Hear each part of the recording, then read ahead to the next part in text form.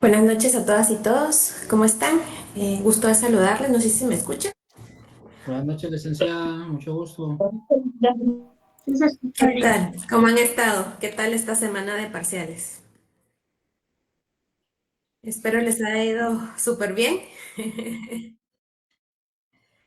Me imagino, pero pues ya acabaron la primera fase, ¿verdad? De los parciales, les quedan dos y ya están a casi nada de su último año de universidad. Entonces, pues motivarlos para que pues ya en este último tramo del año, pues pongamos todas las energías, ¿verdad? Y podamos también pues ir a estar atentos, ¿verdad? Atentas y atentos a las clases, no dejar de lado también la asistencia, como se pudieron ver ustedes, dar cuenta en este primer ejercicio que hicimos de evaluación parcial, pues básicamente es estar atentos, ¿verdad?, a los contenidos que vamos dando en cada clase. Muy importante también la participación, que ustedes cuando tengan dudas, pues lo podamos ir solventando en cada una de las clases, ¿verdad? Eh, Vamos a seguir teniendo esta modalidad tal cual lo hemos venido haciendo en el primer parcial, de tener una parte práctica, ¿verdad? Básicamente a mí lo que me interesa, y se los dije el primer día, ¿verdad?, de clases, es que ustedes pues manejen, ¿verdad?, el contenido de sus códigos.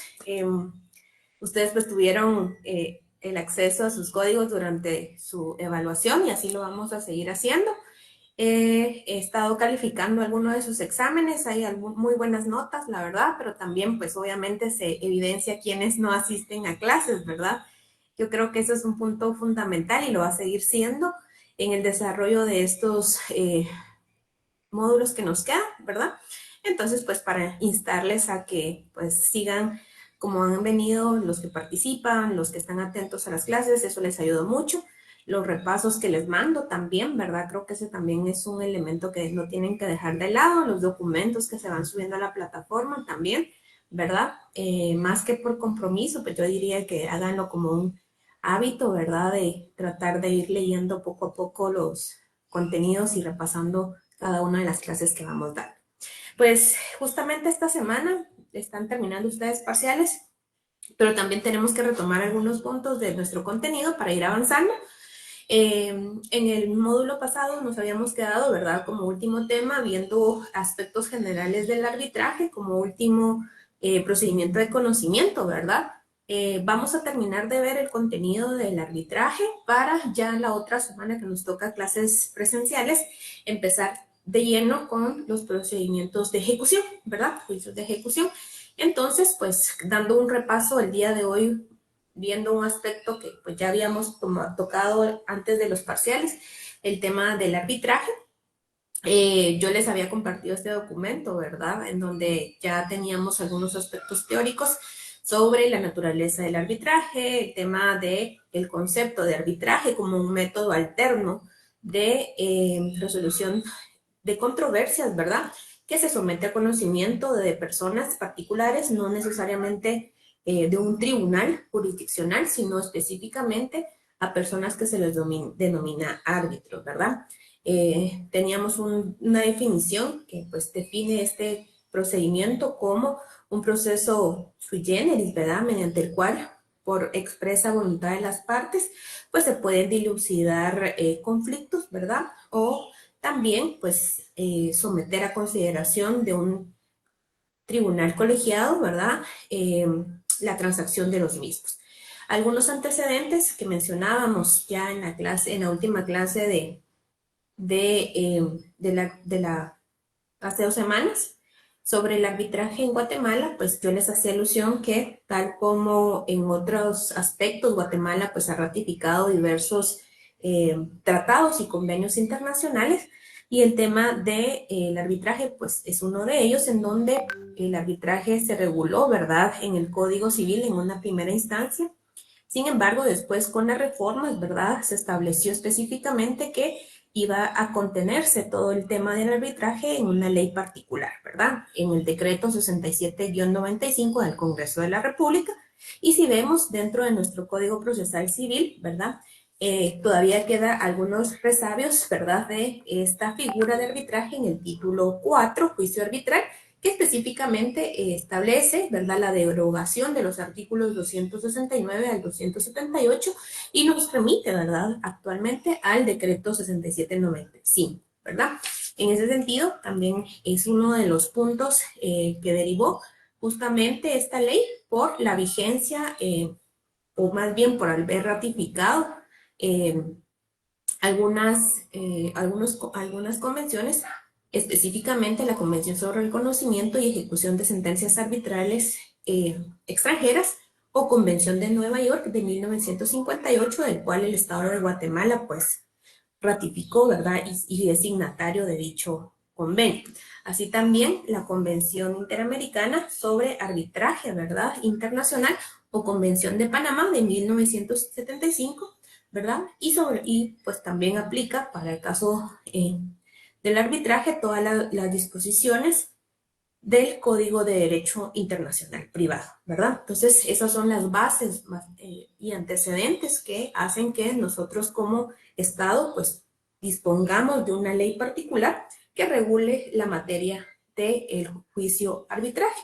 Sin embargo, pues yo les explicaba también en alguna de las clases anteriores que el juicio arbitral, aunque ya no está propiamente inmerso dentro de las disposiciones de nuestro Código Procesal Civil y Mercantil, pues forma parte, ¿verdad?, de esos procesos de conocimiento de los cuales, ¿verdad?, habíamos ya analizado algunos, como es el juicio ordinario, el juicio sumario, el juicio oral, ¿verdad?, y el arbitraje, ¿verdad? Entonces, son juicios o procedimientos que por su función son juicios de conocimiento, procedimientos de conocimiento que pues es necesario tener siempre esta percepción de la naturaleza del juicio arbitral, ¿verdad?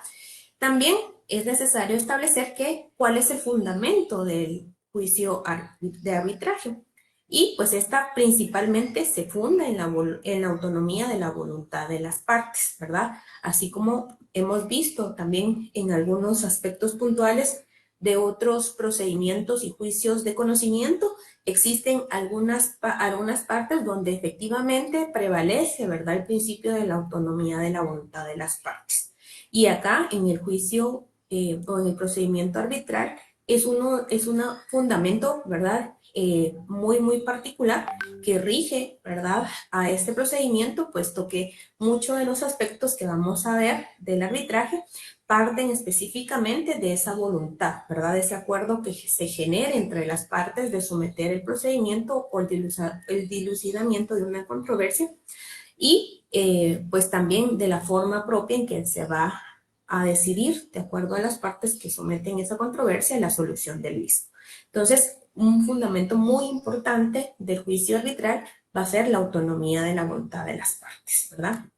Así también vamos a tener en cuenta que el arbitraje, ¿verdad?, como ya lo indiqué, tiene relación con los procesos de conocimiento y que pues forma parte también, ¿verdad?, de esos procedimientos de conocimiento que tienen como finalidad, ¿verdad?, el establecimiento de un derecho, ¿verdad?, o bien el reconocimiento de alguna acción, ¿verdad? Entonces, esa es la función del juicio arbitral.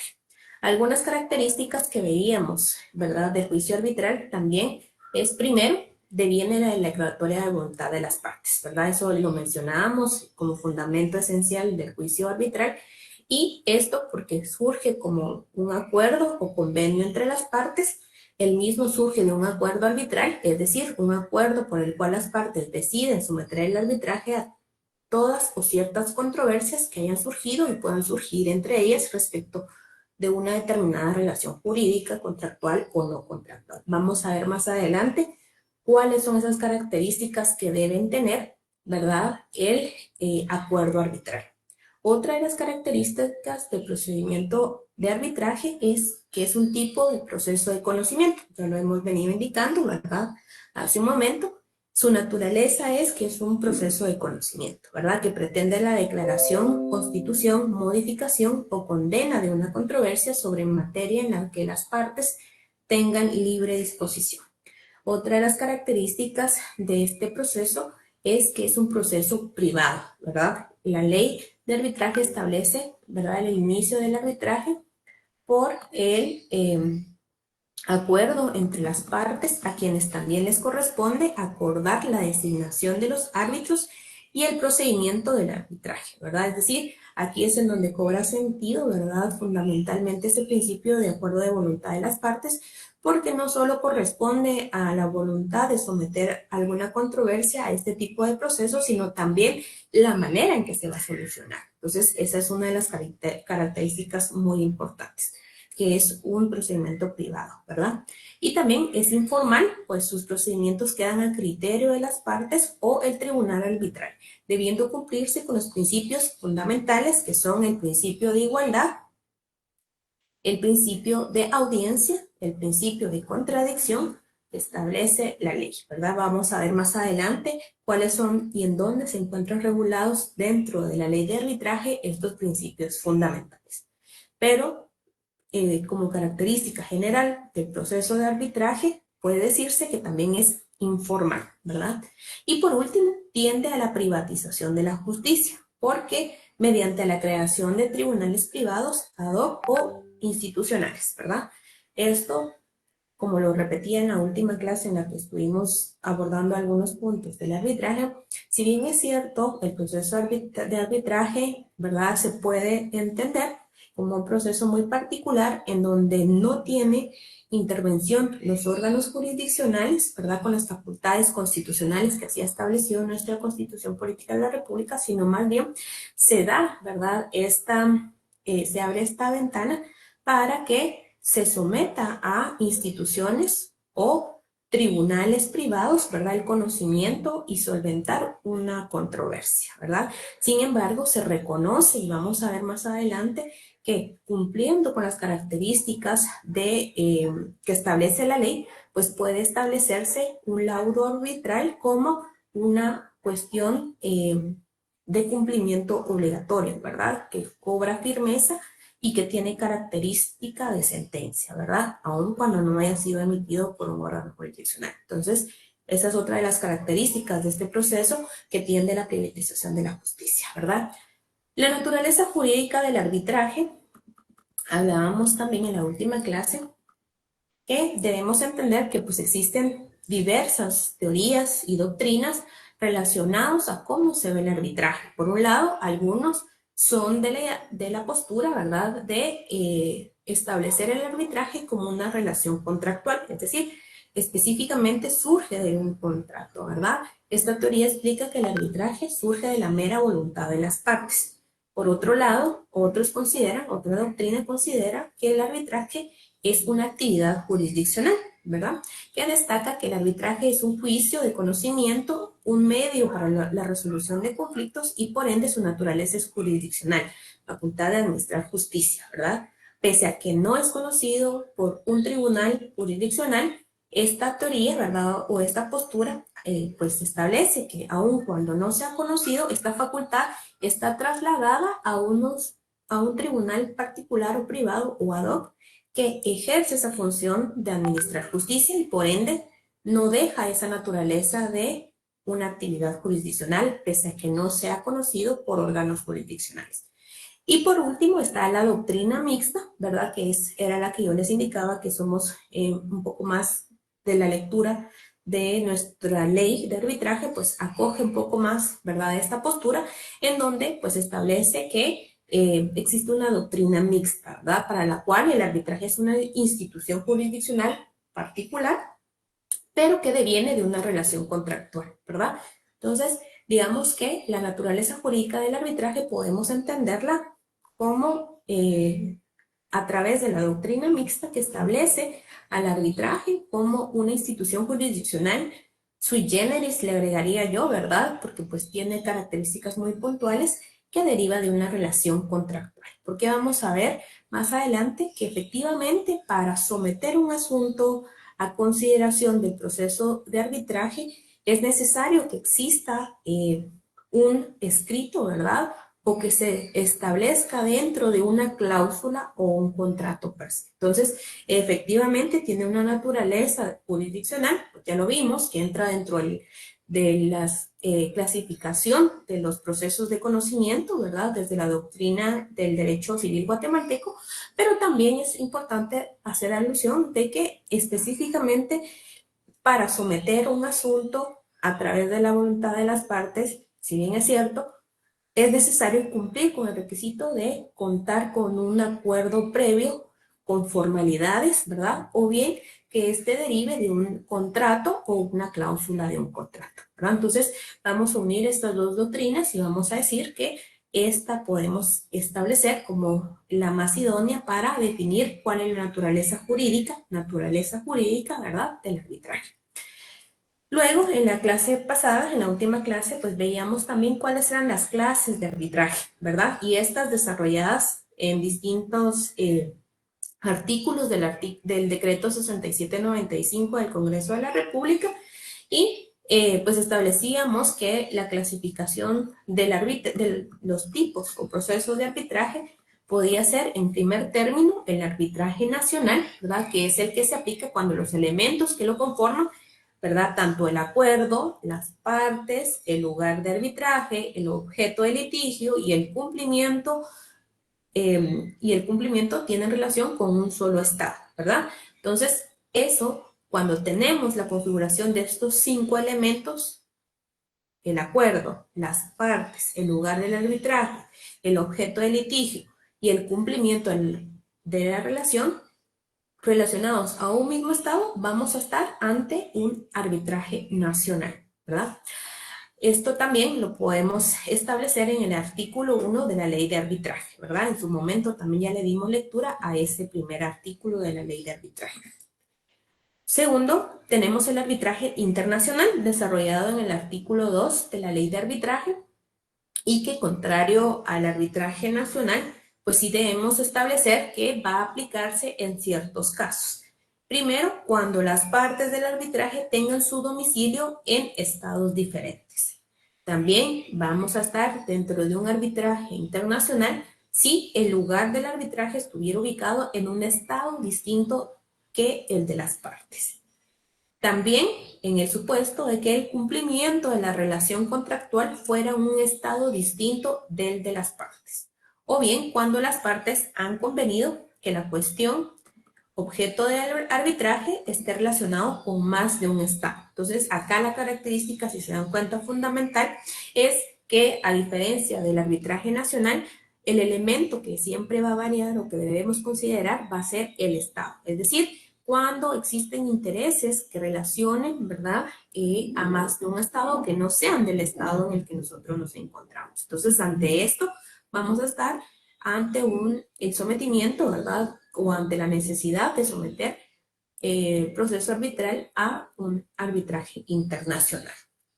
Más adelante vamos a ver también que esto es importante considerarlo porque según sea el arbitraje tanto nacional o internacional, va a ser la aplicación de algunos preceptos en cuanto a algunas regulaciones particulares, así también como en su ejecución.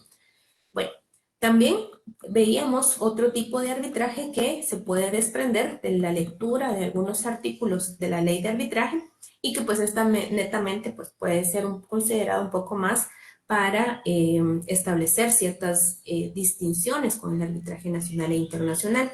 El arbitraje a priori es uno de ellos que está regulado en el artículo también 4 de la ley de arbitraje y la ley establece que específicamente este tipo de arbitraje las partes deciden en un contrato resolver la controversia que del mismo sugiere en el futuro, también se denomina arbitraje obligatorio, ¿verdad? Entonces, este tipo de arbitraje va a ser aquel que por su naturaleza deviene de un contrato y pues también puede ser denominado arbitraje obligatorio. El arbitraje a posteriori, que también podemos establecerlo en el artículo 4 de la ley de arbitraje, es aquel en que las partes por ponen, ¿verdad?, a consideración un acuerdo arbitral y someten el conflicto que ya surgió entre ellas ante un tribunal arbitral. Entonces, este también puede ser llamado arbitraje facultativo. Contrario al arbitraje a priori, este no está sometido previamente en un contrato o en una, sino más bien surge posteriormente a que se ha establecido la controversia entre las partes y las partes pues, posterior, como su nombre lo indica, a posteriori, establecen la necesidad de someter el asunto a conocimiento del proceso arbitral. También tenemos el arbitraje ad hoc, también que podemos establecer de la lectura del artículo 4, específicamente en el numeral 2 de la ley, que se efectúa por árbitros nombrados por las partes específicamente para ese caso y su actividad concluye con el pronunciamiento del laudo. Su actuación en consecuencia es transitoria solo para el momento, ¿verdad? Entonces, este tipo de arbitraje ad hoc, vamos a centrarnos un poco en cuanto a los árbitros nombrados o quienes van a conocer del asunto sometido al arbitraje. Entonces, específicamente cuando sean árbitros que sean nombrados solo para el conocimiento de alguna controversia puntual y que luego pues ya no tienen esta función, vamos a estar ante un arbitraje ad hoc. El arbitraje institucional es aquel arbitraje que se va a desarrollar por una institución, ¿verdad?, legalmente reconocida para la administración del arbitraje. Institución que tiene su propio procedimiento, es decir, a través de un reglamento propio, instalaciones, ¿verdad?, y a la cual recurren las partes para el nombramiento de los árbitros. En el caso guatemalteco, tenemos por parte de la Cámara, ¿verdad?, de Comercio, el Centro de Arbitraje y Conciliación. En ese sentido, podemos establecer que en algunos casos en los cuales el Estado de Guatemala y algunos particulares sometan o decidan someter a este centro el asunto que pretendan dilucidar, pues podemos establecer que en esos casos, según la descripción que nos da nuestra ley de arbitraje, vamos a estar ante un arbitraje institucional, ¿verdad? Entonces ahí podemos poner y que pues también posiblemente en otros países y las instituciones no solamente son nacionales, sino pueden haber instituciones internacionales también dedicadas, ¿verdad?, al tema del arbitraje.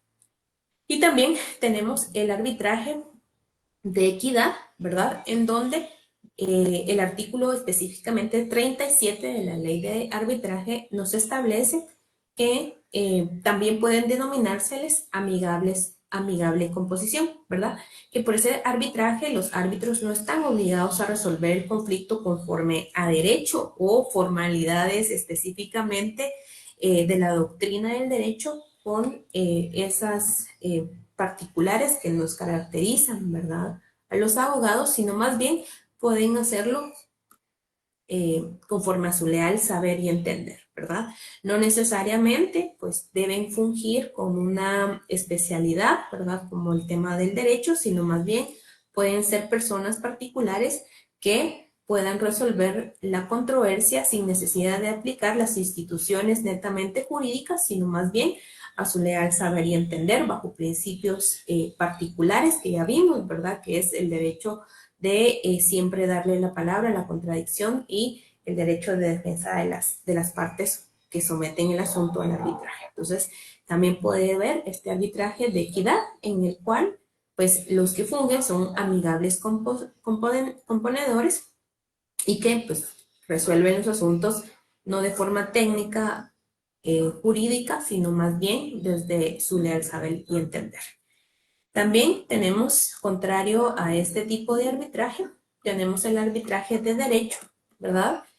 Y pues aquí, ¿verdad?, como bien lo dice su nombre, los árbitros deben resolver conforme a la ley, ¿verdad? Y las instituciones jurídicas que, pues ya sea un arbitraje nacional que establezca, ¿verdad?, también la característica de arbitraje de derecho, pues deberá someter el asunto bajo las disposiciones de la ley nacional y de las leyes e instituciones jurídicas nacionales, ¿verdad? Entonces, este tipo de arbitraje es el que, en el cual pues prevalece la ley de arbitraje, la que permite el arbitraje de equidad únicamente si las partes lo autorizan expresamente, ¿verdad?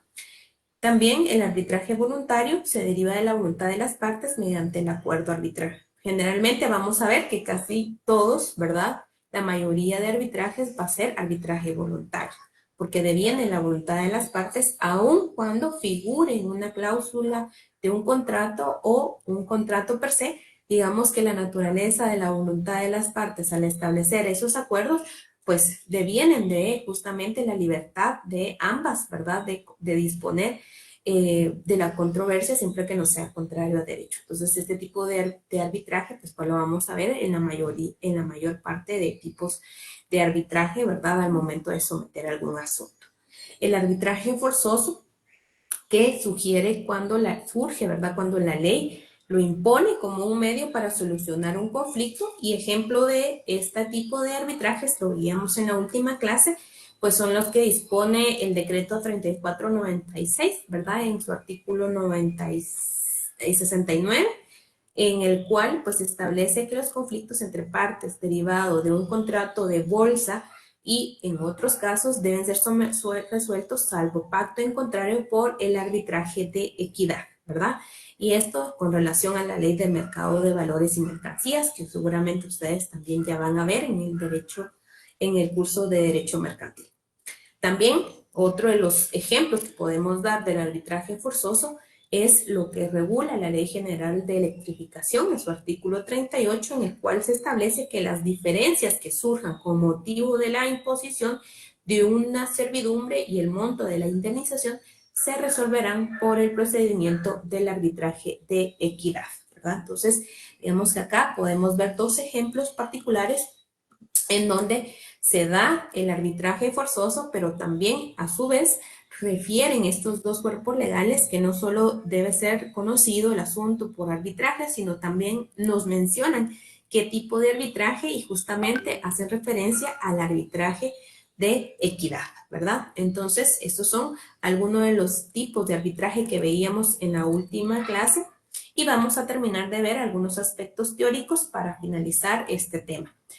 Materia de arbitraje, pues ya habíamos visto también cuáles son, ¿verdad? Alguna de la materia de arbitraje que establece el artículo 3 de la ley de arbitraje, que pueden ser objeto de este tipo de procesos, todos aquellos casos en los cuales la ley establezca este procedimiento. Ya vimos dos ejemplos anteriormente, lo relacionado a la ley de mercados y valores y la ley de electrificación, ¿verdad? Todas aquellas controversias sobre materia en las cuales las partes tengan la libre disposición, también pueden ser materia de arbitraje, ¿verdad? Aquellas cuestiones en las cuales las partes tengan libre disposición y que obviamente no sean contrarios a la ley y al orden público, ¿verdad? Ahora bien, ¿cuáles no son materia de arbitraje? Y esto es muy importante que lo tengamos presente, que no pueden ser sometidos los siguientes asuntos al proceso de arbitraje. Primero, las materias donde las partes no tengan libre disposición, que al tenor del artículo 2158 del Código Civil serían el estado civil de las personas, la validez o nulidad del matrimonio, de la institución del matrimonio o del divorcio, sobre la responsabilidad penal de los delitos que dan lugar a procedimiento de oficio. Así también no es materia de arbitraje el derecho a ser alimentado, tampoco puede ser sometido a proceso de arbitraje todos aquellos asuntos que se deja por disposición de última voluntad mientras viva el testador o donante. Son aspectos que por disposición de la ley guatemalteca, ¿verdad?, no pueden ser sometidos a conocimiento del proceso arbitral.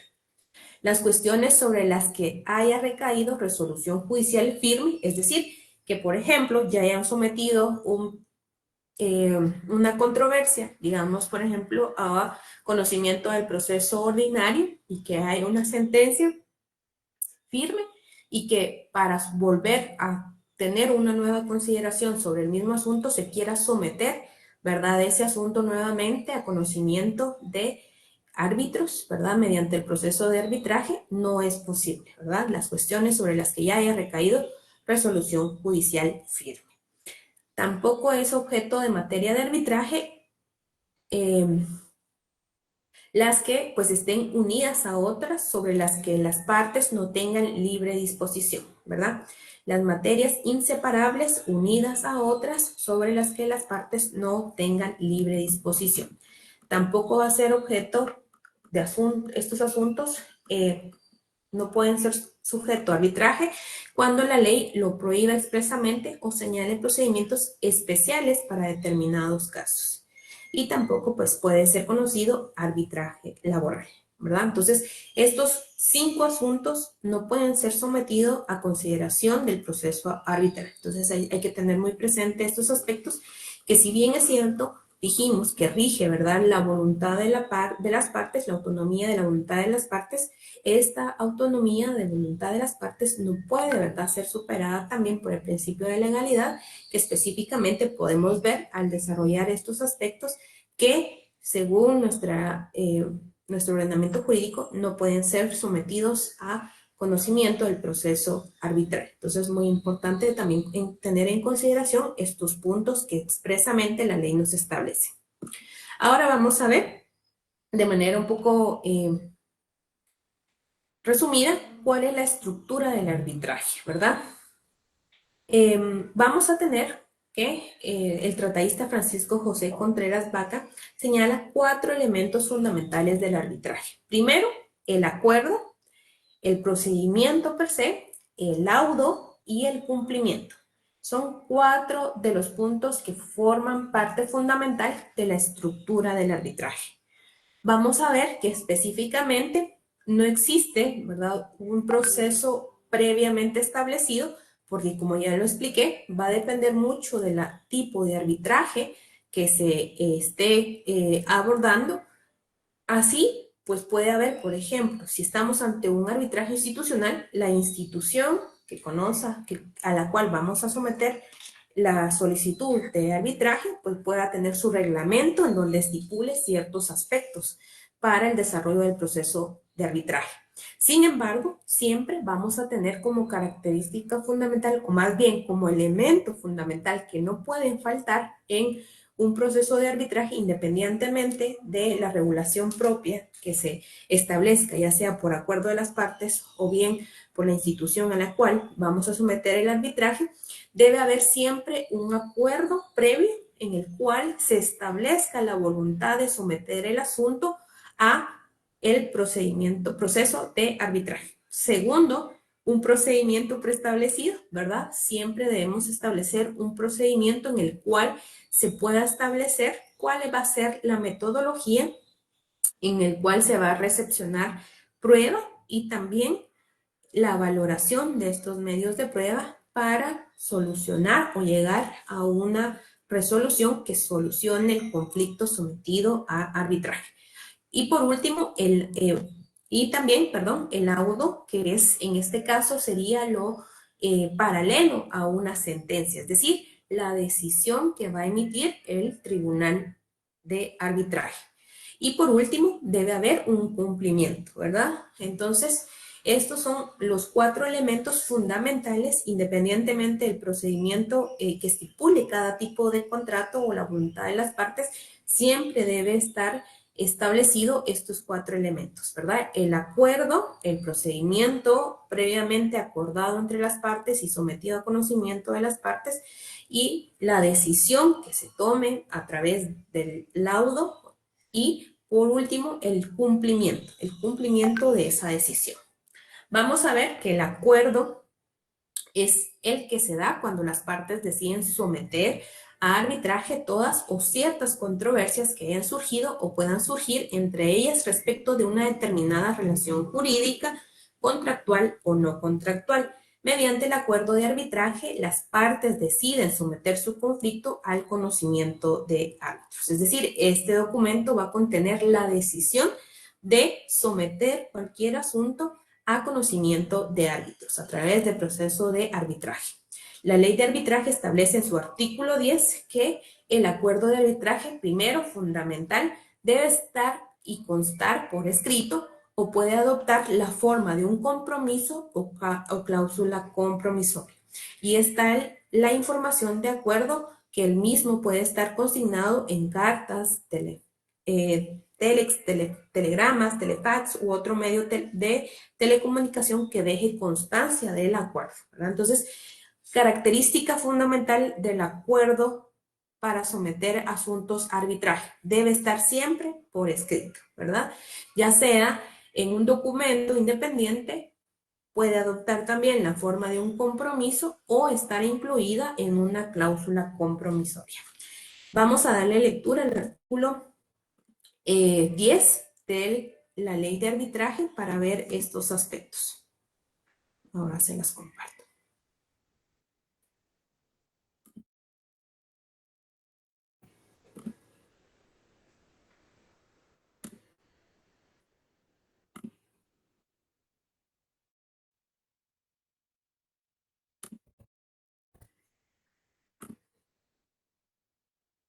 ¿Quiere que le ayude con la lectura del artículo 10 de la ley del arbitraje, licenciada? Sí, Nineve, gracias. En lo que comparto acá para que también vayamos tomando nota de algunos puntos que quiero que subraye. Muy bien, capítulo 2, acuerdo de arbitraje. Acuerdo 10, artículo 10, forma del acuerdo de arbitraje. 1. El acuerdo de arbitraje deberá constar por escrito y podrá adoptar la fórmula de un compromiso o de una cláusula compromisoria, sin que dicha destitución tenga consecuencia alguna con respecto a los efectos jurídicos del acuerdo de arbitraje. Se entenderá que el acuerdo consta por escrito cuando esté consignado en un documento firmado por las partes o en un intercambio de cartas, telex, telegramas, telefax u otros medios de telecomunicación que dejen constancia del acuerdo, o en un intercambio de escritos de demanda y contestación en los que exista de un acuerdo que sea firmado por una parte sin ser negada por la otra.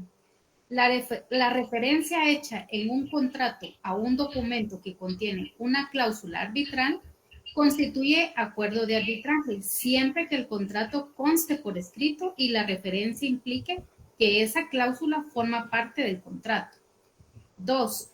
El acuerdo arbitral podrá constar tanto en una cláusula incluida en un contrato o en la forma de un acuerdo independiente. 3. Si el acuerdo de arbitraje ha sido incorporado a contratos mediante formularios o mediante pólizas, dichos contratos deberán incorporar en caracteres destacados, claros y precisos la siguiente advertencia: este contrato incluye un acuerdo de arbitraje. Gracias, Nineves.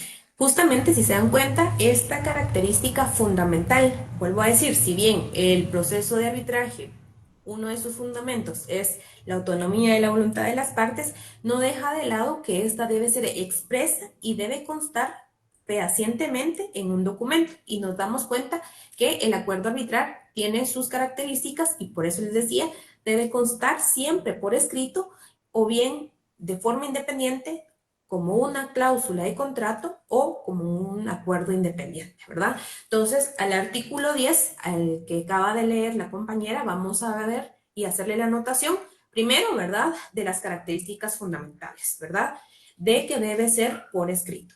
Además, vamos a ponerle ver artículo 4. ¿Por qué? Porque en el artículo 4 es en donde nos da la definición de acuerdo arbitral.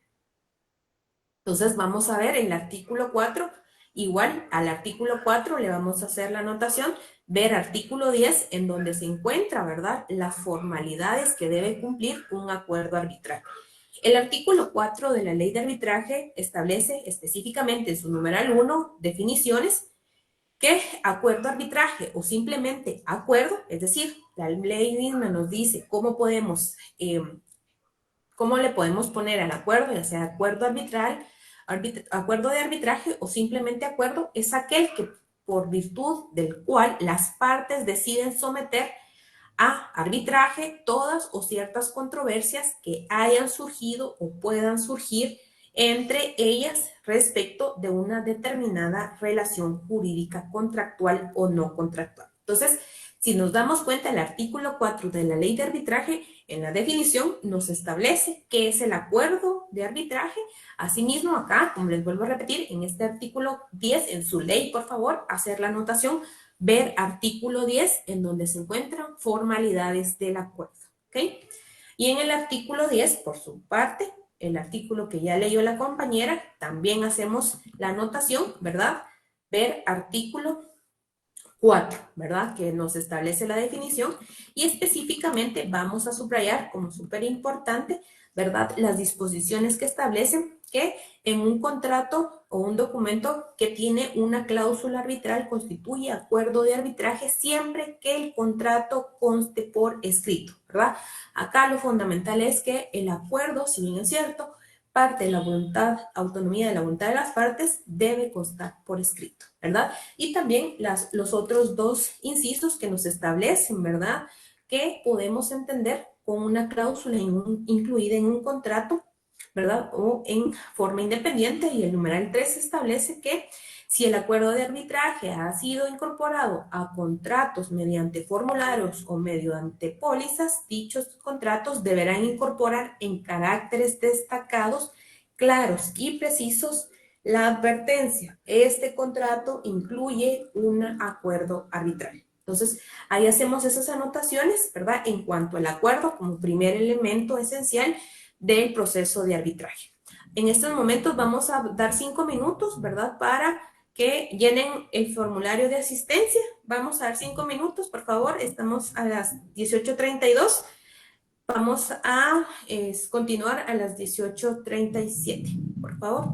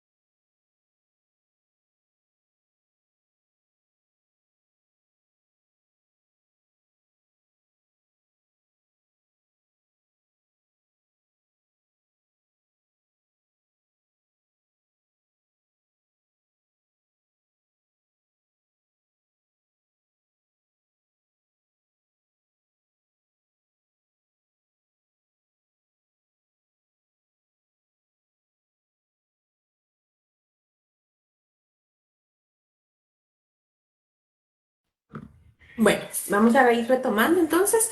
Como les decía, entonces hacer esas anotaciones en la ley de arbitraje en el artículo 10 y en el artículo 4 relacionados al acuerdo arbitral. En el artículo 11 de la ley de arbitraje vamos a subrayar ciertos aspectos en cuanto a excepción de incompetencia fundada en el acuerdo arbitral. Esto establece la ley de arbitraje que el acuerdo arbitral obliga a las partes a respetar y cumplir lo estipulado. El acuerdo arbitral arbitral impedirá a los jueces y tribunales conocer de las acciones originadas por controversias sometidas al proceso arbitral y siempre que la parte interesada lo invoque mediante la excepción de incompetencia. Es decir, si se somete ya un asunto a consideración del proceso de arbitraje y existe ya un acuerdo, ¿verdad?, por escrito, en el que se disponga por las partes someter el asunto a conocimiento de un tribunal de arbitraje, este asunto no puede ser sometido ante un juez, ¿verdad?, o ante la jurisdicción de los jueces, dependiendo de la materia que sea, y puede la parte, ¿verdad?, interesada en el juicio o proceso en el que se pretenda someter ese asunto ante un juez, plantear específicamente la excepción de incompetencia, ¿verdad? Y podemos indicar que el juez no puede conocer del asunto mediante la excepción de incompetencia, presentando el acuerdo arbitral, es decir, que ya existe por escrito, ¿verdad?, la voluntad de someter un asunto previamente al proceso de arbitraje. Entonces, eso es muy importante, la excepción de incompetencia fundada bajo el precepto del acuerdo arbitraje. Una vez, vuelvo a repetir, suscrito el acuerdo de arbitraje y si se pretende someter este asunto a conocimiento de un órgano jurisdiccional, se debe, ¿verdad?, plantear por la parte interesada la excepción de incompetencia.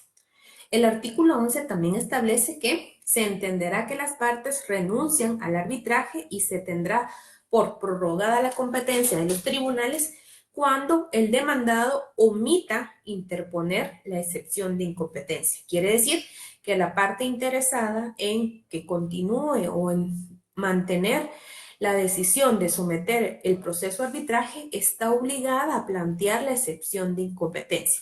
Si no lo hace, ¿verdad?, si se omite plantear la excepción de incompetencia, se entenderá, ¿verdad?, que el asunto deja de ser de conocimiento del proceso de arbitraje y pasa, ¿verdad?, a ser competencia de los órganos jurisdiccionales bajo la justicia ordinaria, ¿verdad? Entonces, eso es muy importante también.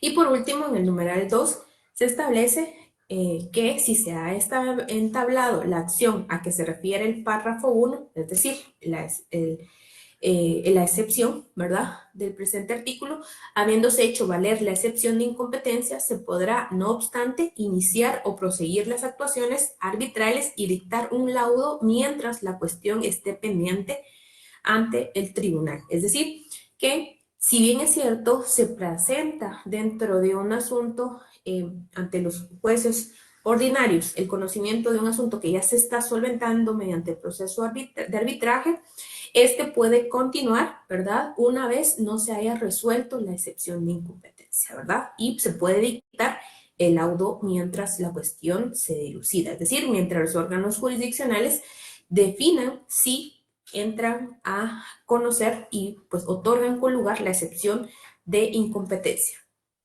Entonces, esto también es muy importante. En cuanto a el acuerdo de arbitraje, estas son algunas de las cuestiones muy importantes que debemos tomar en cuenta. Y también vamos a ver que específicamente otro de los puntos que tenemos que hacer alusión dentro de la ley de arbitraje es la composición, es decir, cómo va a estar conformado el tribunal de arbitraje. El artículo 13 establece cuál es el número de árbitros y esto lo vamos a ver primero. Las partes podrán determinar libremente el número de árbitros. Muy importante, primer supuesto, en cuanto a la designación del tribunal de arbitraje, debe establecerse en cuanto al número. Primero, las partes podrán determinar libremente el número de árbitros. A falta de tal acuerdo, los árbitros serán 3, ¿verdad? Salvo que el monto en controversia no exceda de 50,000 quetzales, en cuyo caso a falta de acuerdo, el árbitro será 1, ¿verdad? Entonces, regla general de el número de árbitros que conocen un asunto sometido al proceso de arbitraje. Primero, las partes pueden designar, ¿verdad?, de común acuerdo, cuántos árbitros vayan a conocer del asunto, ¿verdad? Segundo, si no hay acuerdo, se debe entender que van a ser 3 árbitros. Esto si la cantidad, ¿verdad?, del asunto que se somete a conocimiento del proceso de arbitraje no excede de 50,000 quetzales.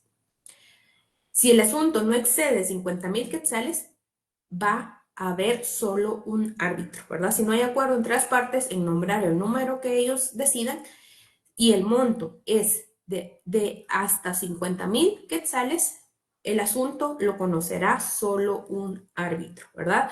Ahora, de 50,000 para arriba, cuando no hay acuerdo entre las partes en el número de árbitros que vayan a conocer el asunto, se entenderá, ¿verdad?, por disposición de ley, que van a ser nombrados 3 árbitros, ¿verdad? Entonces, regla general, el número lo deciden las partes. Si no hay acuerdo entre las partes y el monto es mayor a 50,000 quetzales, se entenderá que el tribunal quedará constituido por 3 árbitros. Si el asunto es de un monto menor de 50,000 quetzales, o mejor dicho, hasta 50,000 quetzales, se entenderá que a falta de acuerdo entre las partes será sometido el asunto a conocimiento de un solo árbitro. Entonces es muy importante también hacer esa anotación en el artículo 13 de la ley de arbitraje.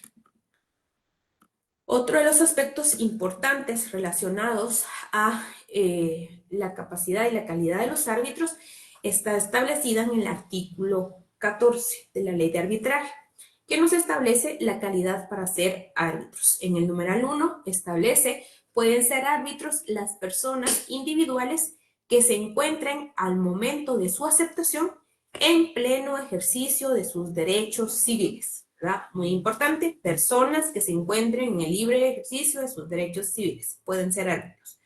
2, la nacionalidad de una persona no será obstáculo para que actúe como árbitro, es decir, cualquier nacionalidad. 3, no podrán ser árbitros los miembros del organismo judicial. Tampoco podrán serlos quienes tengan con las partes o la controversia que se les someta a alguna de las relaciones que establece la posibilidad de abstención, excusa y recusación de un juez. Entonces ahí vamos a hacer la anotación acá, en este numeral 3, ¿verdad? Ver ley del organismo judicial.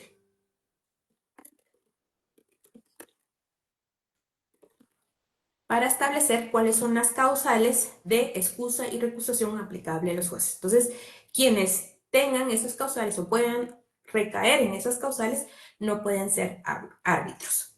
Y muy importante, establece el artículo 14 que, no obstante, si las partes, conociendo dichas circunstancias, es decir, conociendo que alguno de los árbitros pueda tener o recaer en alguno de estos preceptos, ¿verdad?, en cuanto al tema de que tenga la calidad, por ejemplo, de miembro del organismo judicial, o que pueda tener alguna causal de excusa, recusación o algún aspecto de interés en el asunto, si las partes lo conocen y, digamos, no presentan una oposición formal, sino más bien consienten este extremo, el laudo no podrá ser impugnado por tal motivo, ¿verdad? Entonces, muy importante eso también, que debe hacerse notar cualquier aspecto de esto por la parte interesada, porque de hecho esto pues puede dar pie a una revisión también de la decisión, o más bien para que la decisión sea lo más ajustada, ¿verdad?,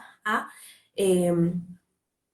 una parte equitativa en la resolución del conflicto, y que no se tenga una parte con interés en el asunto, ¿verdad?, que pueda variar algún efecto en el laudo y que ya no sea justo, ¿verdad? Entonces es muy importante ese aspecto en cuanto a las calidades para ser árbitros. Es importante también que veamos en este aspecto acá hacer la anotación de el tipo de arbitraje, ¿verdad? De derecho, ¿verdad? En donde dijimos que ahí hay que sumarle cuando sean un tipo de arbitraje específicamente de derecho, la calidad, ¿verdad? De la persona que sea árbitro debe tener la facultad y conocimientos específicamente de leyes, ¿verdad? Entonces también muy importante esta anotación, ver, ¿verdad? Aspectos fundamentales del arbitraje de derecho, ¿verdad?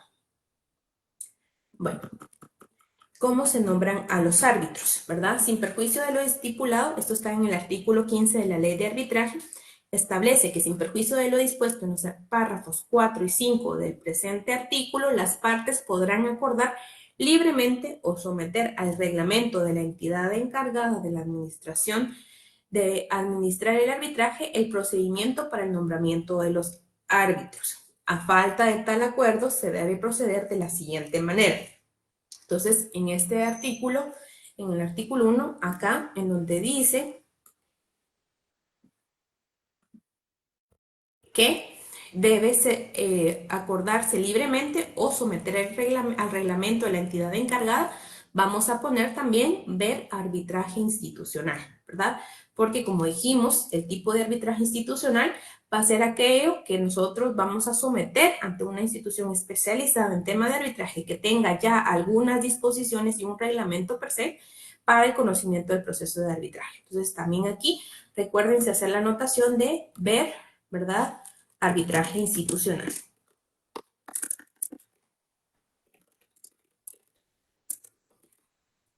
Solo en la literal 1, Lidia, disculpe. Sí. Sí, en esta parte donde les estoy haciendo la anotación, donde dice entidad encargada de administrar el arbitraje. Recuérdense ver arbitraje institucional. Bueno. Primero, como regla general, ya lo vimos, primero va a ser el tema del acuerdo de las partes, ¿verdad? En cómo vamos a nombrar a esos árbitros. Ya dijimos la cantidad, cómo se define, ya lo vimos en el artículo 14, ¿verdad? Que dependiendo de la voluntad de las partes, puede someter a consideración de estas el número de árbitros que intervienen en el asunto, ¿verdad? Este número ya lo vimos. Ahora, en cuanto al nombramiento de estos árbitros, primero vamos a estar también en cuanto a la voluntad de las partes de cómo quieren nombrar a estos árbitros. Pero si no existe un acuerdo entre las partes interesadas en cuanto al nombramiento de los árbitros, en el arbitraje con 3 árbitros, cada parte nombrará a un árbitro. Es decir, la parte que convenga en someter el asunto, una de las partes va a someter o va a proponer a un árbitro. La otra parte va a proponer a su árbitro y los 2 árbitros nombrados, designados, ¿verdad? Ya por las partes, van a nombrar al tercer árbitro. Así es como se va a conformar, ¿verdad? El nombramiento de los 3 árbitros, ¿verdad? Luego, entre los 3 árbitros designarán a quién debe fungir como presidente del tribunal. Si no se logra poner de acuerdo, ejercerá como presidente el de mayor edad, ¿verdad? Entonces, muy importante este aspecto. Si una parte no nombra al árbitro dentro de un plazo de 15 días de recibido el requerimiento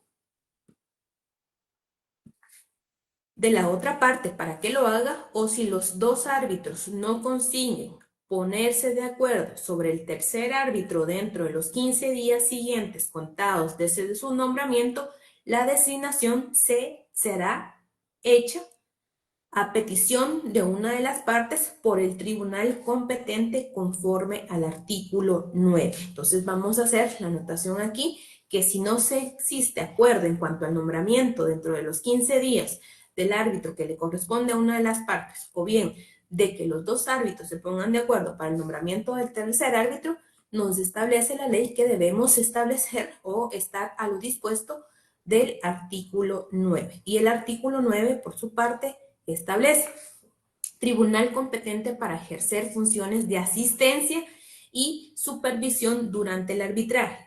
En defecto del acuerdo entre las partes, las funciones a que se refieren los artículos 15, 3 y 4, 18, numeral 1, 21, numeral 3, 22, numeral 2 y 34 serán ejercidas a elección del actor por el juez de primera instancia de lo civil o mercantil del lugar donde se lleve a cabo el arbitraje o del lugar de celebración del acuerdo de arbitraje. El lugar donde deba dictarse el laudo, el del domicilio de cualquiera de los demandados o en cualquiera de los anteriores lugares si coinciden todas o alguna de las circunstancias anteriores. Entonces, ¿quién va a dilucidar el asunto si no llegan en acuerdo y quién va a asistir, ¿verdad? En cuanto a algunas cuestiones del arbitraje, va a ser, ya lo vimos, ¿verdad? El juez de primera instancia civil o mercantil de los supuestos que establece el artículo 9, ¿verdad? Ya sea del lugar donde se lleve a cabo el arbitraje, del lugar de celebración del acuerdo del arbitraje, el lugar donde se deba dictarse el laudo, el del domicilio de cualquiera de los dos demandados o en cualquiera de los anteriores lugares si coinciden todas o alguna de las circunstancias anteriores. Entonces, muy importante que también subrayemos el artículo 9 y que en el artículo 15 hagamos la anotación de ver el artículo 9 al cual nos remite, ¿verdad? Entonces, aquí en el artículo 14 vamos a ver y vamos a colocar de una vez que el competente, ¿verdad?, para conocer en caso de que no se defina acuerdo en cuanto al nombramiento de arbitrario, del árbitro, ¿verdad?, del árbitros, vamos a poner competente, juez de primera instancia,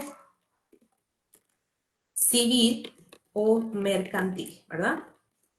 Muy importante eso. Entonces, hacemos esa anotación en el artículo 15, numeral 2, inciso A, de la ley de arbitraje.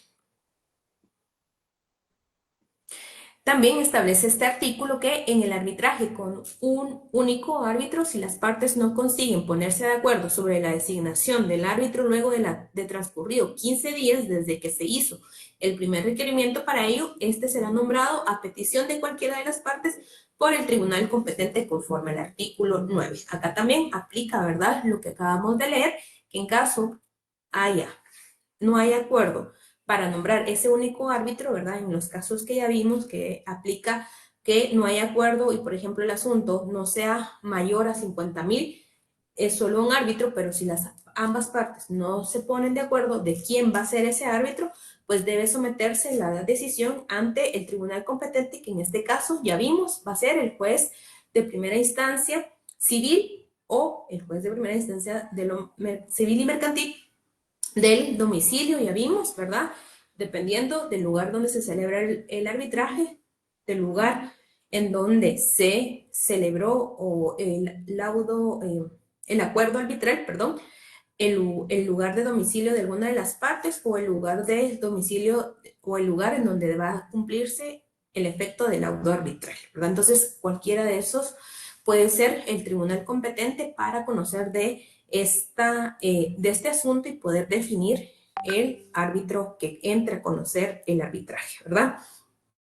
También este artículo establece que una vez designado un árbitro, este deberá manifestar por escrito su aceptación dentro de las 2 semanas siguientes a su designación. Entonces, una vez nombrado, decidido quién es o quién va a ser el árbitro que conozca el asunto sometido a arbitraje, debe aceptarlo dentro de las 2 semanas siguientes a su designación y, mucho ojo, esta aceptación también debe ser escrito. Vencido dicho plazo, a falta de manifestación expresa, se tendrá como aceptada tácitamente la designación. Es decir, aun cuando no haya enviado su aceptación por escrito, vencido el plazo de las 2 semanas, sin que exprese, ¿verdad?, de forma escrita la aceptación, se va a tener por aceptada de forma tácita. Una vez recaída la aceptación del árbitro único o del último árbitro, si el tribunal arbitral estuviera compuesto por más de uno, dicho tribunal se considerará legalmente constituido, ¿verdad? Entonces, una vez se tenga la aceptación, ya sea del único árbitro o de los árbitros que integren el tribunal, a partir de esto se tiene formalmente constituido el tribunal de arbitraje.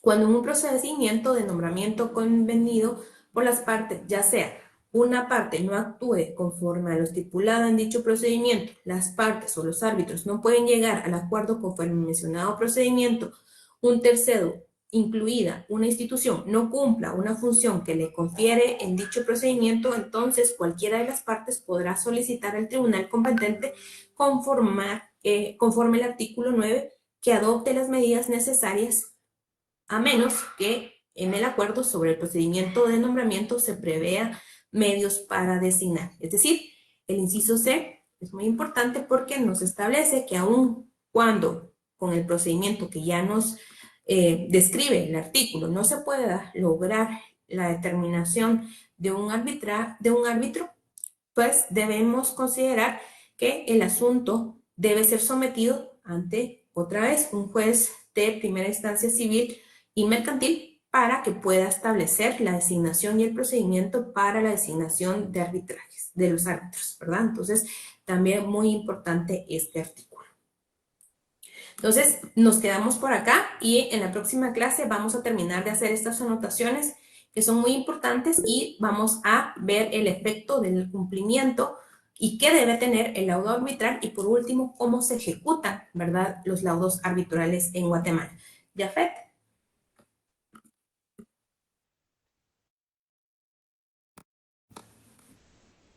Sí, Jafet tiene levantada la mano. ¿Me escucha? Sí, adelante. Disculpe, una pregunta.